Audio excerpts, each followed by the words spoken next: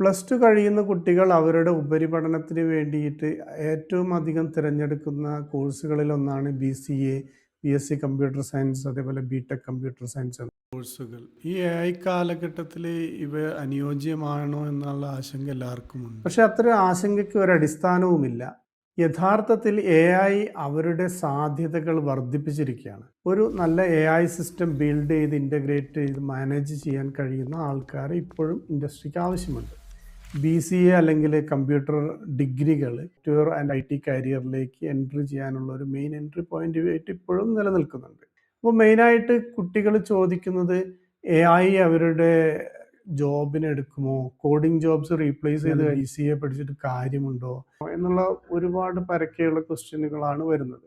AI ഒരിക്കലും കോഡേഴ്സിനെ മാറ്റുകയില്ല. പക്ഷേ ഒന്ന് മാത്രമാണ് മാറ്റം വരുന്നത്. ഇത്രയും കാലം എങ്ങനെയാണോ പ്രോഗ്രാമേഴ്സ് കോഡിങ്ങിനെ സമീപിച്ച് ആ രീതിയിലാണ് മാറ്റം വരുന്നത്.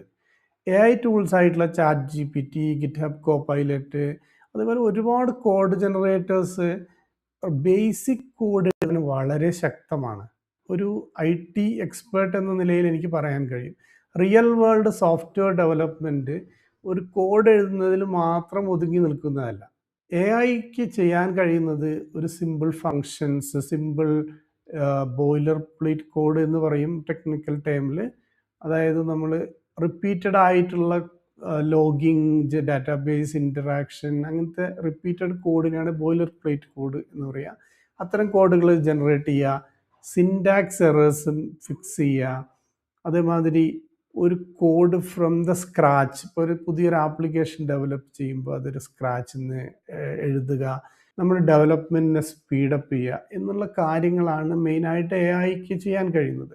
ഇപ്പോൾ നമുക്കൊരു കോഡിങ്ങിന് ഹെൽപ്പ് വേണമെങ്കിൽ ഒരു AI ടൂൾസിന് വളരെ പെട്ടെന്ന് നമ്മളെ ഹെൽപ്പ് ചെയ്യാൻ കഴിയും. അതുകൊണ്ട് പ്രധാനമായും മനസ്സിലാക്കേണ്ടത് എൻട്രി ലെവൽ റെപ്പറ്റേറ്റീവ് കോഡിംഗ് ടാസ്ക്കാണ് ഡിക്രീസ് ആവുന്നത്. ഒരു സോഫ്റ്റ്വെയർ കമ്പനിയിൽ പലതരം പ്രൊജക്റ്റുകളുണ്ട്. ഒന്നുകിൽ ഒരു സ്റ്റാർട്ട് ഫ്രം ദ സ്ക്രാച്ച് ആയിരിക്കാം, അല്ലെങ്കിൽ ഒരു എക്സിസ്റ്റിംഗ് പ്രൊജക്റ്റിനെ മോഡിഫൈ ചെയ്യുന്നതായിരിക്കാം. എക്സിസ്റ്റിംഗ് ലെഗസി പ്രൊജക്റ്റുകളുണ്ട്. ഈ പ്രൊജക്റ്റുകളിൽ ഫ്രം ദ സ്ക്രാച്ച് ആണെങ്കിൽ AIക്ക് ഒരുപാട് കാര്യങ്ങൾ ചെയ്യാൻ കഴിയും. പക്ഷേ മെജോറിറ്റി ഓഫ് ദ പ്രൊജക്റ്റ് വരുന്നത് ലെഗസി പ്രൊജക്റ്റിലായതുകൊണ്ട് AIക്ക് കാര്യമായി ഒന്നും ചെയ്യാൻ കഴിയില്ല എന്നാണ് അത് മനസ്സിലാക്കുന്നത്.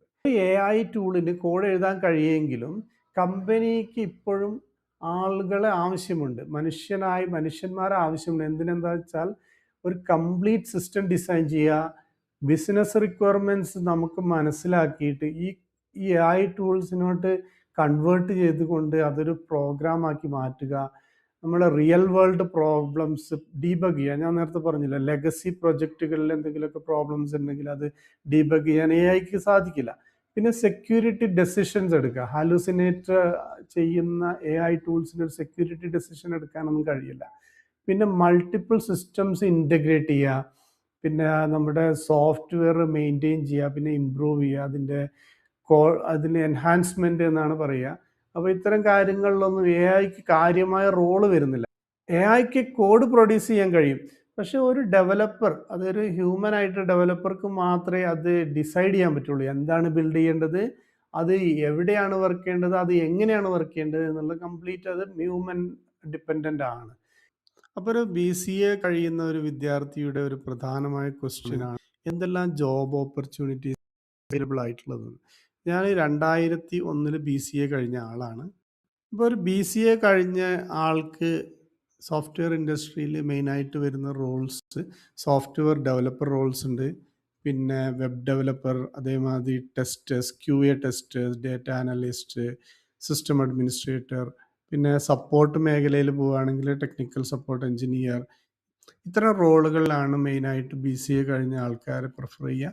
ഇപ്പോൾ പുതിയ റോൾസ് വരുന്നത് പ്രോംപ്റ്റ് എഞ്ചിനീയർ, AI എഞ്ചിനീയർ എന്നെല്ലാം പറഞ്ഞ് പുതിയ റോൾസുകളും AI കാലഘട്ടത്തിൽ വരുന്നുണ്ട്. What salary can I expect after BCA? പ്രധാനമായും BCA കഴിയുന്ന ഒരാൾ അറിയേണ്ടത് അവരുടെ സാലറി, ടിപ്പിക്കൽ ഫ്രഷർ സാലറി എന്തായിരിക്കും ഇന്ത്യയിൽ എന്നുള്ളതാണ്. 2.5 lakhs പെർ ആനം മുതൽ 6 lakhs per annum average salary MNCകളിൽ കൊടുക്കുന്നുണ്ട്. ഇപ്പോൾ നമ്മുടെ സാലറി കൂടുതൽ കിട്ടണമെങ്കിൽ നമ്മൾ മോഡേൺ ടെക്നോളജിയിൽ ഹൈ സ്കിൽസ് ഉള്ള ആൾക്കാർക്ക് കൂടുതൽ സാലറി ഓഫർ ചെയ്യുന്നുണ്ട്.